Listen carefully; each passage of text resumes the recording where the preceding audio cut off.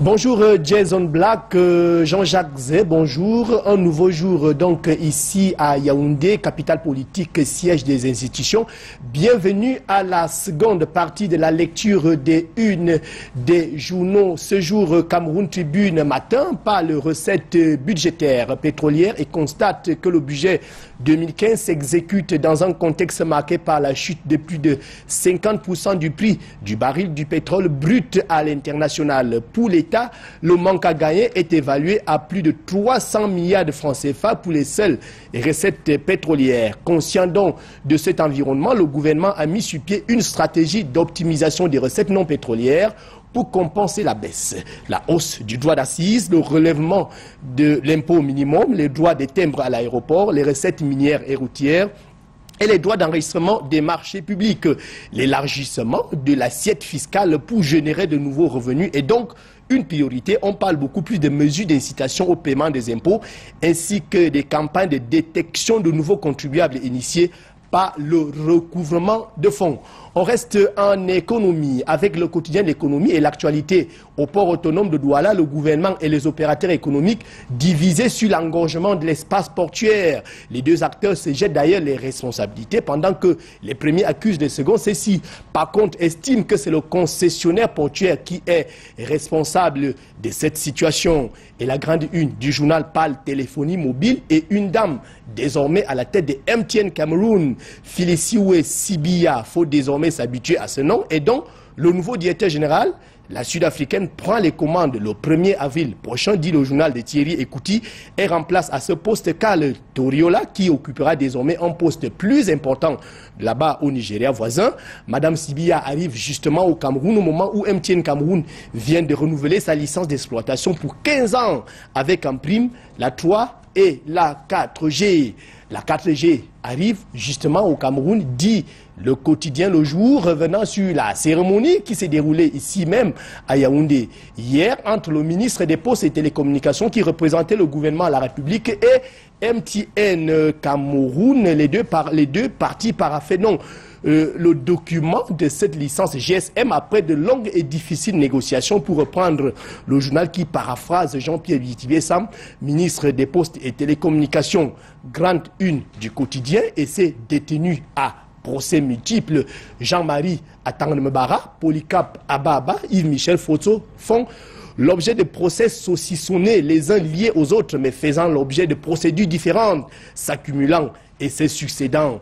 La technique du roulet compresseur qui remonte à la Fédjoua avec les révélations sur les écoutes téléphoniques entre Akamou Foumou et Amadou Ali en 1997 continue d'être appliquée. Et aujourd'hui donc, dit notre confrère Jean-Marie Atangmebara, Polycap Ababa et Yves-Michel Foto en font les frais.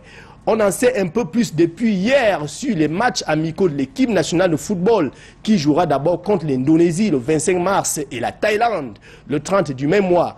En rappel, dit le journal, l'Indonésie a figuré dans le classement FIFA pour la dernière fois en juillet 2014. Le pays a été aperçu en Coupe du Monde en 1938 et occupe aujourd'hui le 153e rang au classement FIFA. La Thaïlande n'a jamais goûté à un seul match de Coupe du Monde. Son plus grand palmarès est d'avoir été 3e à la Coupe d'Asie en 1972. Son plus grand flop, c'est d'avoir encaissé 9 buts contre 0. C'était contre la Grande-Bretagne en novembre 1956. Ainsi va donc le palmarès des deux adversaires que la FECAFOOT a trouvé pour l'équipe nationale du Cameroun lors de la prochaine période FIFA qui s'étend du 23 au 31 mars prochain. Mutation reste au campus de l'IRIC pour parler de la victoire volée de Paul Biya après avoir autorisé l'admission des 6 candidats retirés de la première liste. Comment l'establishment transforme un scandale de gouvernance en triomphe de l'État. À lire ce matin la réaction d'abord du SDF à travers le ministre de l'Éducation du Shadow Cabinet, ce gouvernement fantôme du Social Democratic Front. Jean Takougan, très remonté par cette pratique honteuse de ces nouveaux étudiants qui vont remercier le président de la République du Cameroun, oubliant ceux qui ont combattu comme la presse et les politiques. Pour Alain Fogueté-Dom du MRC, il ne s'agit pas d'un trophée que le pouvoir doit brandir, étant entendu que cette affaire démontre que ceux qui nous gouvernent ne peuvent pas se départir des tripatouillages.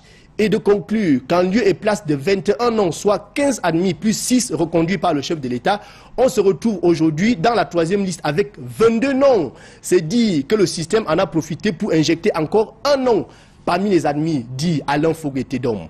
Lutte contre Boko Haram. L'armée tchadienne affirme avoir localisé Aboubakar Shekau. Le chef de la secte aurait échappé de justesse aux forces tchadiennes. Et mutation de s'interroger alors. Info ou effet d'annonce, c'est à lire ce matin. Le Parlement, lui, reprend droit de citer ce jour, le Sénat à 11h et l'Assemblée nationale à 16h. C'est en petite une de mutation qui s'interroge si Kaba Yege Djibril et Niat Difendi Marcel seront reconduits, l'un au Sénat et l'autre à l'Assemblée nationale. Les enjeux de la session sont décryptés par le quotidien des Xavier Messer. Reconduit ou pas au perchoir n'est pas le problème du quotidien Émergence qui s'interroge si les élus sont à la hauteur des attentes des populations. Interrogation lancinante. Et le quotidien a donc donné la parole aux Camerounais de dire ce qu'ils attendent de ces élus à l'Assemblée nationale et au Sénat. C'est à lire dans le journal de Manu Simbiaga ce matin. Et c'était tout pour la seconde partie de la revue des unes des journaux. Ici à Yaoundé, on se retrouve demain. Jason Blanc.